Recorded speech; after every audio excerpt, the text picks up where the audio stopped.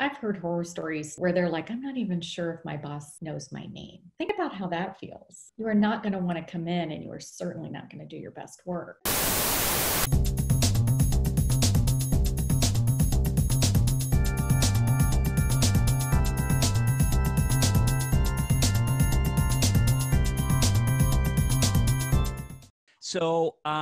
So Dana, welcome to HR Talent and Insiders.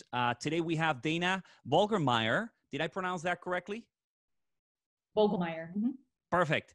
I invited Dana because I think she obviously she talks about and helps companies when it comes to culture, but she also helps to develop leaders. And if you look at her LinkedIn profile, part of her tagline is helping first-time leaders. And, as a person that obviously was a first-time manager at some point and a first-time leader at some point, I thought this is a very appropriate topic, particularly now as a lot of people are unemployed, but many are trying to figure out what to do next. So I always say that, part of the podcast is covering a little bit of the topic at hand. And then part of it is trying to help those that are unemployed, underemployed, or looking for a career change. So we will start with the topic, and then at some point we will switch to perhaps make it a little bit more practical for those that are looking for a career change or finding employment. Sounds fair? Sounds great. All right. So Dana, let's go ahead and get started. I want you to introduce yourself. Give us a little bit about your background. Where have you worked and what do you do today? Okay. Thank you. So I worked for 33 years in the corporate world and kind of started out entry level and worked my way up. And many years ago was a first-time leader. And then I had ultimately about 25 years of leadership experience in a Fortune 50 company. So I led in multiple different departments and had different types of teams, non-professional, professional, and then eventually led leaders. So through all those experiences, I owned the leaders I had and then teams experiences that I really started doing a lot of reflecting because I was developing a lot of leaders. And I also felt like, certain experiences, certain teams, certain leaders really brought out great things for the team. And it was just a wonderful experience. The other end of the spectrum is sometimes you're going to have a not so great experience. And, there were a few times where I had a not so great experience that it was enough that really kind of made me reflect more, Gustavo, on like what made those great experiences. Yeah. And when I started digging deeper into the great teams, the culture, how the leader really kind of sets the tone for how everyone else behaves and treats one another, and then employee engagement, I really felt like when the time was right, I was going to go out on my own because I felt like the times that my experience wasn't so great, I didn't really look forward to going to work. But the times where I was working with great teams and had wonderful experiences, I really did look forward to going to work. I love to work. And well, how can we create that experience for everyone where they look forward to it so they don't dread their lives? And one thing I always think about is that on average, people will work maybe 40 or 50 years, maybe more in their lifetimes. So we want it to be a good experience. Again, not dreading it every day they wake up and hit that snooze button and say, oh, I don't want to go to work today. We want them to look forward to going, have fun while they're there, do some fulfilling work, and feel good and fulfilled on the way home. So that those experiences in the corporate world really led me to what I do now. The other fortunate thing was that the organization that I worked for had very much of a learning culture.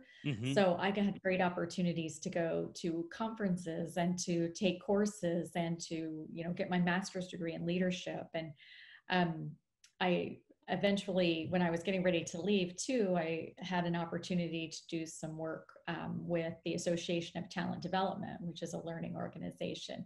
So I really feel like, as a learning addict, I get fulfilled in all of that and I want to share it out with other people.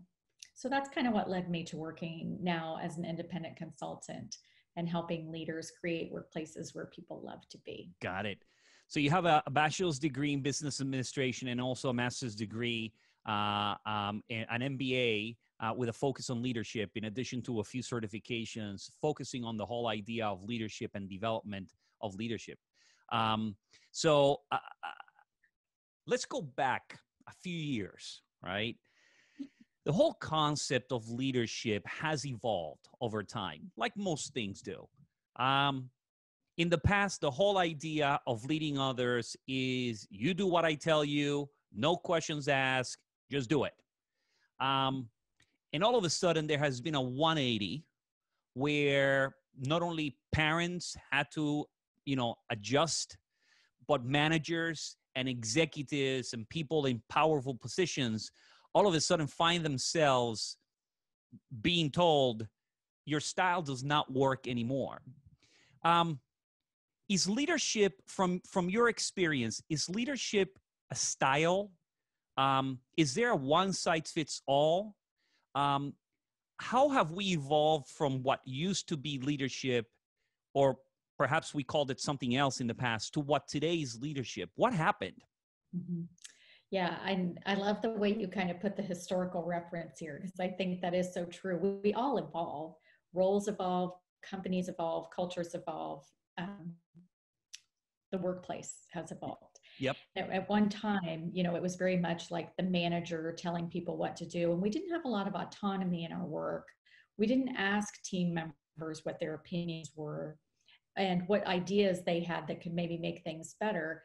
And, I think through time, there was some realization of maybe missing out a little bit on some real ideas and things we should do differently. But I also think that as people had developed themselves or maybe looked around a little bit, they realized that there could be other opportunities out there. And at some point, it begins to be, an attrition thing. We don't want our people to leave.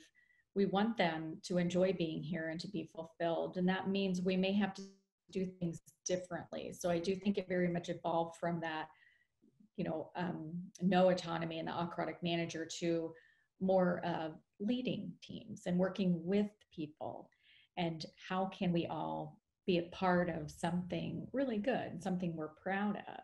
Yeah. And when I think about, good leadership and the way that I felt like I saw it demonstrated and what I tried to emulate from some of the really good leaders that I worked for, they really did, they worked more from a full circle, full human perspective, not just the work. They cared about you and what your dreams are, your career aspirations, and then would help you get what was going on outside of work and your family. And anytime a leader can help somebody with something that's going on outside of work, you're going to have that much more loyalty, a connection, and just you'll get more productivity out of that person. It's that I want to know that you care about me, and then in turn, I'll care more here. Otherwise, you have people who kind of, just have some rote behavior, get a little complacent in their work and keep showing up because it's okay. But if you really want to have a great magical team that has great productivity, that helps increase profitability, that has laughter, where people just enjoy being there, you have to do more. You have to work hard at building those connections and those relationships. And I think that's really important. So a couple of things that you said. You just finished saying about relationships. It's about building those relationships, probably no longer a one-way relationship, but rather a two-way relationship. No different than employers, right? Building an employer brand is now a two-way street where they can select you as much as you're selecting them. But you mentioned something that I think it's key is the concept of autonomy. Empowering, right? Empowerment was a big word a few years back. The concept of allowing employees to provide input and saying, hey, what do you think? Simply asking, what do you think about this?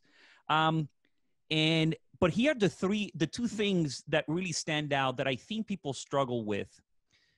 One is the whole concept of saying, where are you going and how can I help you, right? The whole concept of career aspirations. And then understanding that there's a life outside of work. You probably remember the saying, and I want to address this one first. Probably the saying, look, leave your problems at the door, right?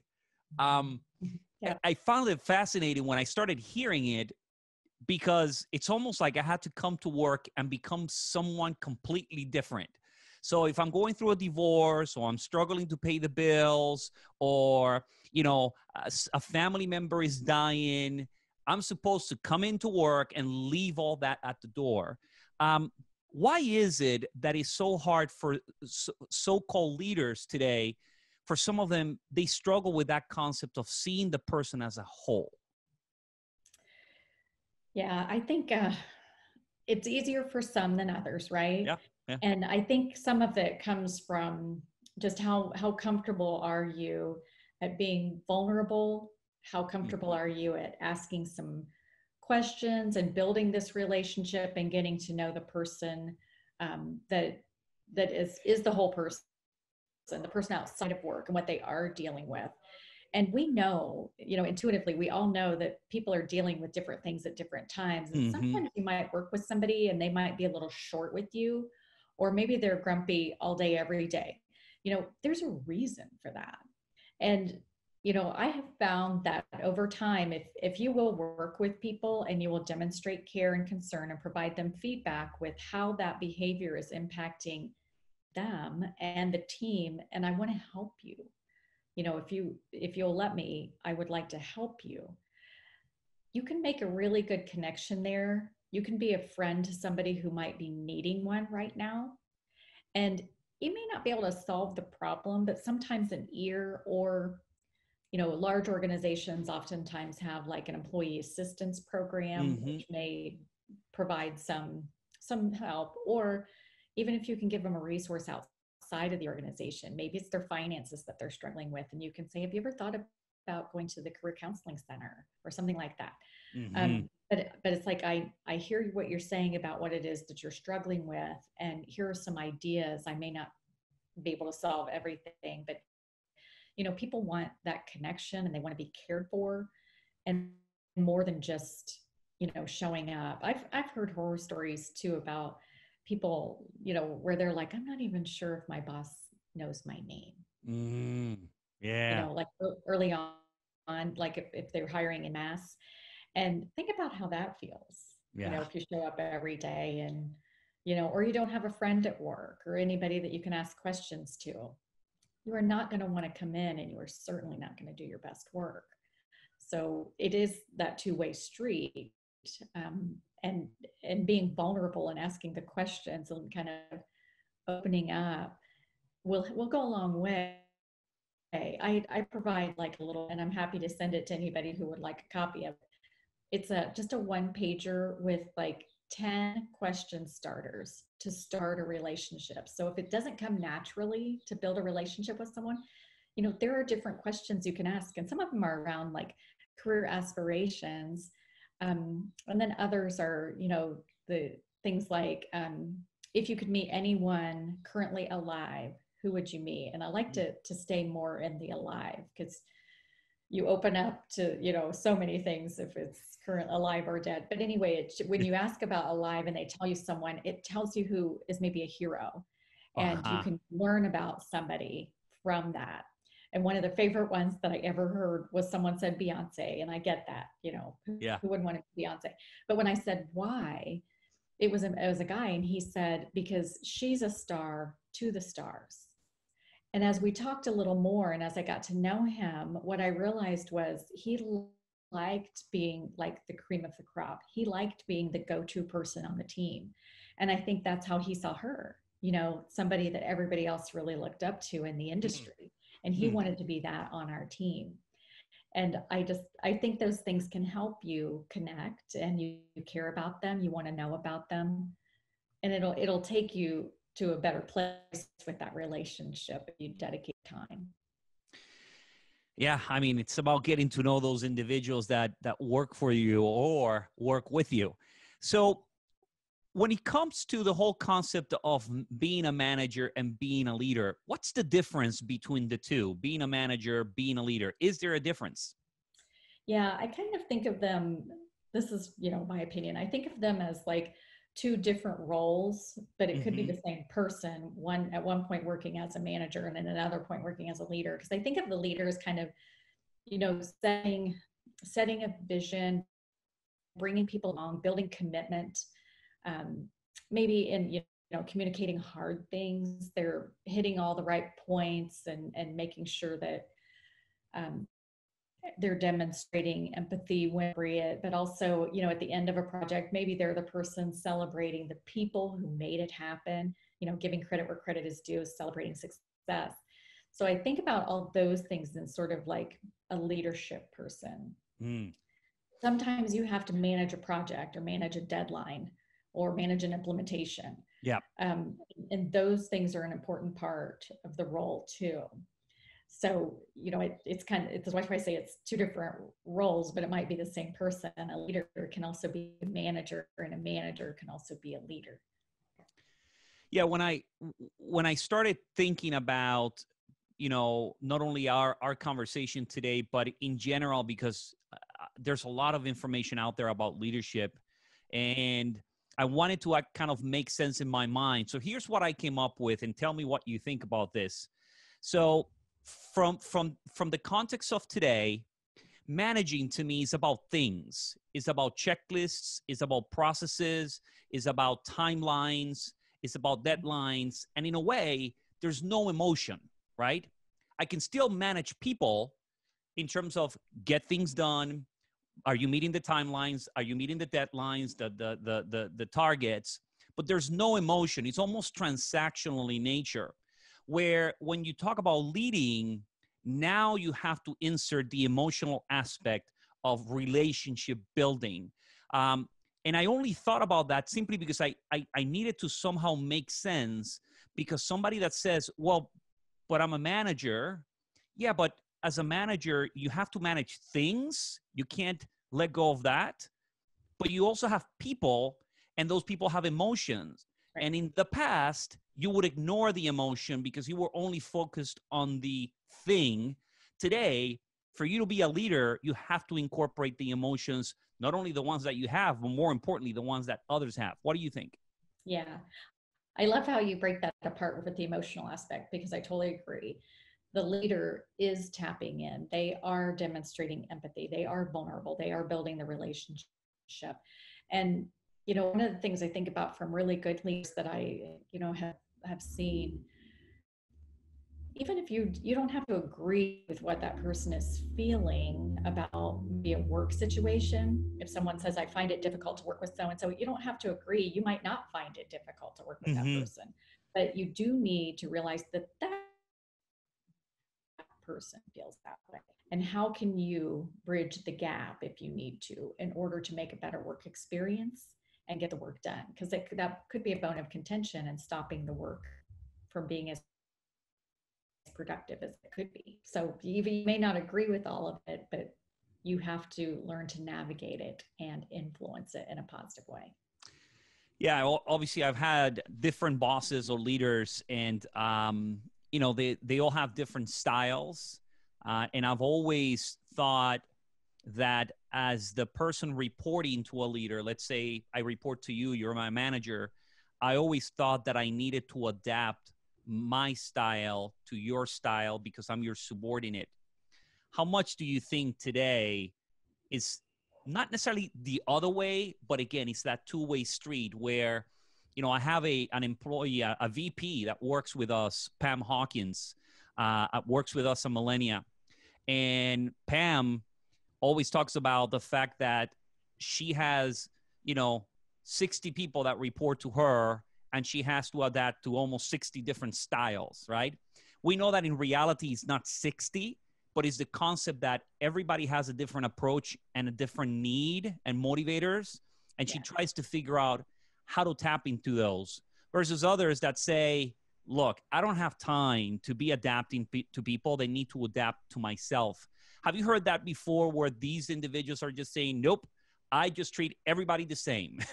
Well, I guess that you're missing the concept of leadership, I guess. That's right. Yeah. And I've heard that, but I really admire what you were talking about with Pam, because I think everybody deep down wants to be valued and appreciated and, and seen for what it is they provide to the organization. And in order to get the best out of them, you are going to have to build that relationship and connect with them. So, if you choose not to, like in the other extreme, if you just say, yep, everybody come in and just do your work, Yeah. you're missing out. Yeah. Mm-hmm. Yeah. All right. So obviously leadership, it's a lot about soft skills, and we've talked about emotions a little bit, but what are some of the soft skills that leaders or those that want to be leaders and really get the best out of their teams, what are some of the soft skills that they should develop or work on? Mm-hmm. So many, but I'll start with, like, in my opinion, and I'm not the originator of this statement, but soft skills are the hardest, are the hard skills. Yes. And, they come so naturally to some people. And I'm sure that has a lot to do with their upbringing and their Hmm. nurturing. And then with other people, there's just like this sheer lack of emotional intelligence. But, from the soft skill perspective as a leader, let's start there. Yep. Yeah. Being emotionally intelligent. And part of that is being self aware. And, I think in the self awareness perspective, like, if you are not self aware enough, how can you tap into others, what they're feeling and what their emotions Yeah. are? Yeah. So it's hard sometimes, and sometimes to take a step back and just see maybe how you dealt with something or how you could have done it better. That's how you get better, and you notice kind of what's going on internally, and then you adapt, so you don't maybe react to something that might have caused you to react, in a different way at a different time. um, I think we never master communication, but whatever we can do in the realm of communication, good listening, choosing the right words, the body language, Hmm.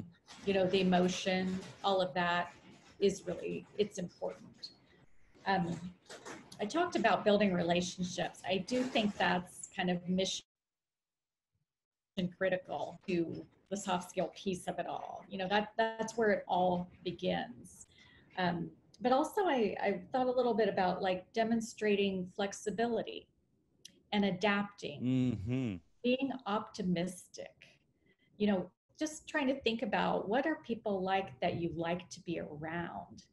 And, I have folks say to me at times, like when, we were kind of managing crisis, like, you always seem so calm. And that's what I want to display in times of crisis. If I'm running around like a chicken with my head cut off, Yeah. then that is what everybody is, they're like, oh my gosh, there's something really wrong. But if you can display that we'll get through this, then they'll believe it. Underneath it all, inside, you might be going, oh my gosh, that's okay. That's right. But, people pay attention to leaders, like every move. You're always on stage, even when you're not. So they will pick up on your commitments. They'll pick up on whether you feel stressed or not. Spend enough time with somebody, and then they'll pick up on if you're not being honest with them. And you just need to be aware of all of that. And so managing yourself and all of those soft skills are super important, and they can be developed. I really believe they can be developed. It's not something that you're born with or not, but it does take reflection, practice, maybe observing others, Yeah. and listening to good feedback and coaching from somebody that you would like to emulate, or a good coach that can observe you and give you some feedback. Yeah. Yeah. All right. So let's now, turn our attention to some, practical advice that we can give to those first-time leaders. You know, let's imagine for a second, I'm a first-time leader. I reach out to you and I'm struggling, right? I don't know what to do. Where do I get started? What are some of the pointers that you would give those first-time leaders? Mm-hmm. So if they're currently working, in some kind of a role, professional role, and they're looking to get promoted to a first time leader, I ask them so far, like, what what makes you want to be in a leadership role? Because I Mm-hmm. like to kind of hear where that's coming from. Because what do you think it is? Oftentimes, people think it's one thing, get into the leadership role and think, oh my gosh, this is not what I thought. And I had people who I had led who experienced that and said, I'd like to go back to my old job. I think Yeah. that's very admirable when someone realizes this is not for me. And I really did great there and I liked it there. And this, no, because it is a lot of work. And every time you move up, there's more time that you're going to have to dedicate to the job. And as you move even higher, what are the expectations of the organization if you're getting into like executive level roles? And it may be things like boards or community work or things like that. And so as long as you know kind of what's expected and what you might be getting into, that's important. So back to that first time leader that you talked about. So why do they want that role? And if Mm-hmm. if they talk about things like, I've been developing people and I really like that, that takes me one way. And if they say something, that maybe doesn't seem like it aligns with what the role would be, then I ask questions in a different way. That if they seem like their heart's in the right place, and I would ask about what skills they think they have, how have they demonstrated leadership before, could they look for an opportunity maybe outside of the professional organization to lead something so that they've got some experience and something to talk about. Sometimes that will show up in maybe some professional organizations, or in volunteer work, or in a church, or maybe they organize the community softball league, or Mm-hmm. whatever it is, that there are opportunities to lead even if you're not in a leadership role. We have to look for them. But, people lead their own lives every day, every That's one of right. us. So sometimes it's like, we make good decisions in leading our lives, and other times we don't, and we might learn from that, adapt, and take a different venue the next time. But the the thought around like how you can demonstrate it, because that's what's going to happen in an interview, right? Yeah. So if somebody's asking you how have you demonstrated leadership, then you've got things to talk about.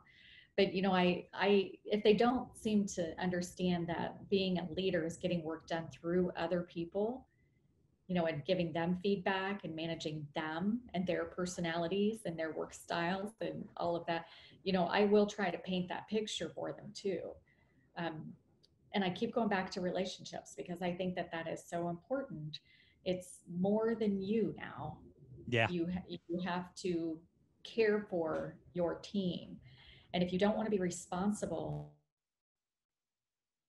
for other people back and accepting their mistakes, then leadership is definitely not the place to be. Yeah. Yeah.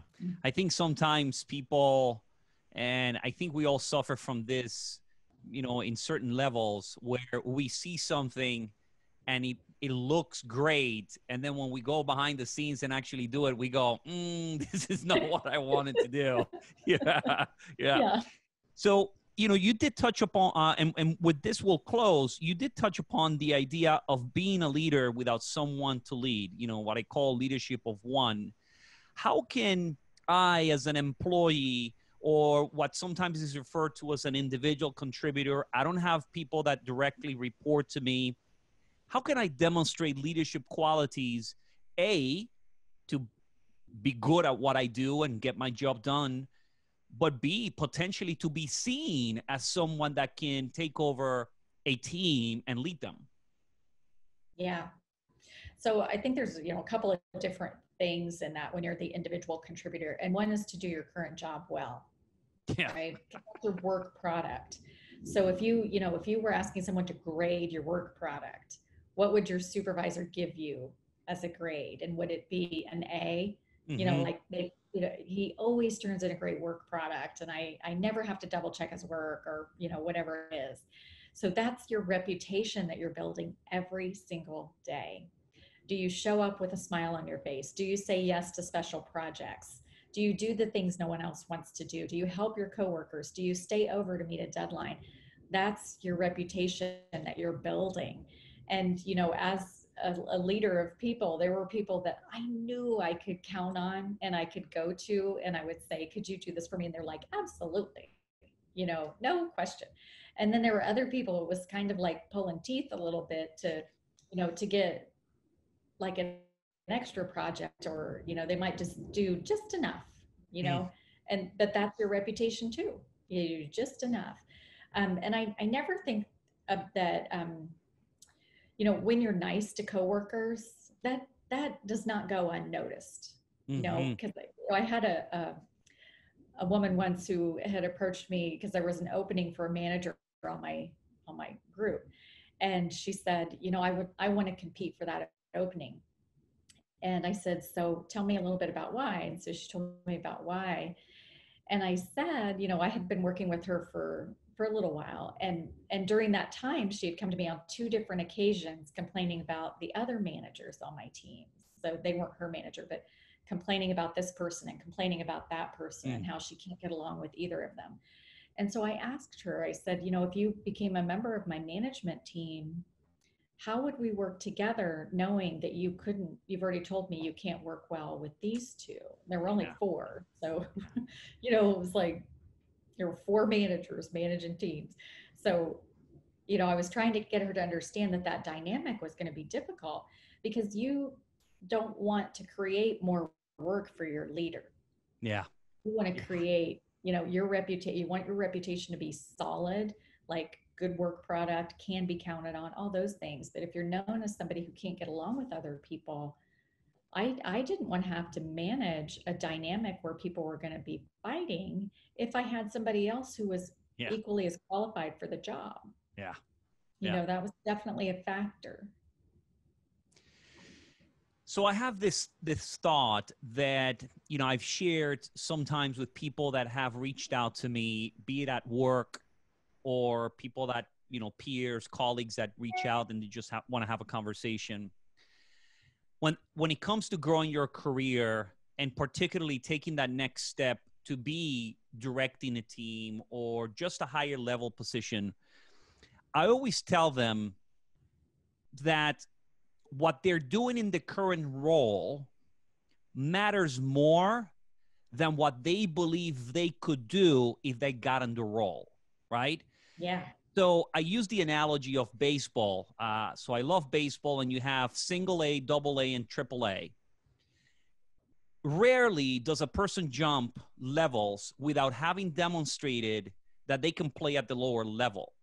So sometimes for some, I don't need to give you the opportunity because I've already seen you, right? So in the case of this person that approached you, I already seen how you're dealing with people relationships.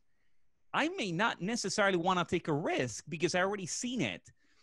Do you agree Mhm. with that? That it's almost like you are already auditioning, even though you don't have the role. So the whole concept of, oh boy, if they give me the position, I'll show them. Well, you perhaps have been showing them already, and that's why they're not giving it to you. Yeah, I totally agree. And I love that you said auditioning because, we used to say every day is an interview, Yeah, right? yeah, yeah. You're on And people are stage. watching you and Yeah, how yeah, you react, and I think especially if you interviewed for a role and you didn't get it, how you reacted to not getting it is important. yeah. Yeah, Well, because maybe the person that got it, really, because people say, well, I do great work. There's several people who do great work. What else do they do? yeah, Being a continual learner, again, kind of volunteering for the extra project, or maybe they're doing some things outside where they just earned this major certification. yeah. That shows me that they care about their industry and their work product and developing themselves. So there's there are a lot of variables, but the auditioning part is so true. I can't stress that enough about how you carry yourself and the work product you do every day is going to matter. Yeah, when I work for Starwood Hotels and Resorts, they introduced the concept of everything communicates, right? What you do and don't Yeah. do, what you say and don't say speaks about you. You're auditioning from day one. You're auditioning from the moment you start applying to the job, right? From your Yeah. resume, from the interview process, the references, all of that starts communicating about you. And, I do tell people, look, this is an imperfect system. Again, you have humans behind it. Yeah, perhaps you might be better than that other person that was promoted. Who knows, right? The company will make a decision based on whatever context is taking place. Sometimes it's favoritism, sometimes it's ignorance. Who knows? Right. But those are variables that you cannot control as much as you can control the work product that you produce, um, the quality of you as a collaborator, as a contributor, as a person that works with others, and the way you treat others. So I try to tell people, look, control what you can control. These other variables may not necessarily be things that you can do something about. Right. But how you conduct yourself, it's something that is absolutely within your control. And people are indeed paying attention. Yes, sometimes employers miss it, right? They're so focused on this instead of this. But again, it's outside of your control. What do you think is the number one thing that people struggle with when it comes to being a first-time leader? Is there a particular thing that you've seen and noticed that people tend to be up? This is what they kind of struggle with. Mm-hmm. So I think the main thing was just adapting to the type of work and the workload. Um, that was what I seemed to notice most. Kind of relationships aside, because some people, are again, like I mentioned, are good at that, and some are not. And that's critical. But I think when you move from an individual contributor into a leadership role, and now you have different types of work, and you have to be responsible for others, that workload and how to manage that. And it seemed like I would get questions a lot of times about how do I organize? Mm. And, depending, because I led different kinds of teams. So whether they were professional people or they were other leadership people or they were first line people that you're managing. So it kind of depends, but I seem to give advice on that a lot, because the workload does increase. And, there's that old saying, that's why you make the big bucks. That's right. You have to It's deal not with free. headaches. Right. You have to deal with headaches sometimes, and you deal with, personality conflicts and people maybe not getting the work done. But you also have more work to do. So you have to adapt to that. Yeah. Yeah. Well, Dana, I really appreciate you joining me. As always, I like to conclude by giving you the opportunity to tell us what are you working on, anything that you want to promote, how people find you, and in essence, an opportunity for you to market yourself and help those that need some help. Go ahead. That's very kind. So I help leaders create workplaces that people love to work at. That's Mm-hmm. my big draw in life. I dread the thought that people drive to work hating it. That makes me sad. Yeah. So I'm at Vogelmeier Consulting, and so Vogel, Vogel, Meyer, Meier, VogelmeierConsulting.com. And so you can see on my website the types of interactions that I have had with folks, with different organizations, rather. It depends on what the issues are. A lot of times I work with folks that, like, they maybe are just seeing some complacency. It's not necessarily a big problem, but, Mm-hmm. just like, how can we bring it up a level? And it's hard to identify it, right? It's hard to point at it and say it's that thing. That's what the problem Yeah. is. Yeah. So how do we work through that? I do that a lot, and I work with developing first line leaders quite often. And the second thing, or third thing rather, is developing training. So I've been working a lot over the past 2 years, creating training programs. And sometimes I facilitate them and sometimes I don't. It depends Mm-hmm. on what the situation is. So, but it's, usually around leadership training. Sometimes it's onboarding, because I do a lot of things around the soft skills. So I Mm-hmm. really felt like that was my niche in the workplace too. I loved being a leader, even when at times it was difficult. Yeah. And the first time I ever had to terminate someone, just, that feeling, oh, it's a horrible feeling. And it gets easier. Not that I ever got to a place where I loved it, but I did get to a place where I realized I did all I could for that person. Yeah. You Yeah. know, so That's really my goal is I want people to kind of find their niche. I want them to practice. It's okay if you don't get the conversation right the first time. I think about the very first time I ever had an employee come into my office. I was so green as a new leader, and she was crying. And, so I said, what's wrong? And so she proceeds to tell me, and I was fairly young at this time, and she was probably in her mid to late 50s. And she said, I've been diagnosed with cancer. And I, at that time in my life, had not had anybody touched. I had not been touched by cancer. I didn't have anybody close to me. And I did not know how to respond. Oh, This is not what they teach you in, college. yeah, And maybe we should start that I class, know, right? right? And, you know, I I did like all the wrong things. I kind of went to tactics because I didn't know what to say or do.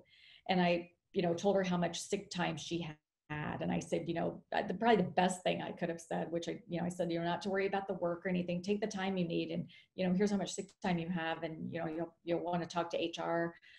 I just didn't know how to respond. I didn't empathize. And, that over time, when I started realizing, oh man, I failed her. When she came back, I eventually did apologize. And she said, I was so wrapped up in what my own issues were. I don't even remember one thing you said to me. So that okay, at it least was, that was a great, that was a great lesson. And so yes. I really took that lesson. And each time, I'd watch others and I'd learn from my interactions. I'd learn from my mistakes. But over time, I really felt like I developed all that and thought, okay, now I know how that leader can set the right tone and connect with their people and listen, provide a feedback loop, all kinds of things that can make for a better experience in the workplace. Well, Dana, thank you very much for joining me today. I loved your insights. I hopefully look forward to remaining in touch with you. And who knows, we may end up working together because from time to time we need programs to put together at our company. And certainly now that I know you, if somebody reaches out, I will certainly refer them to you. But thank you very much for your insight. Appreciate your time. Thank you very much. Thank you. I appreciate your time as well, Gustavo. I Take appreciate it. care. You too. Alrighty. Bye-bye. Bye.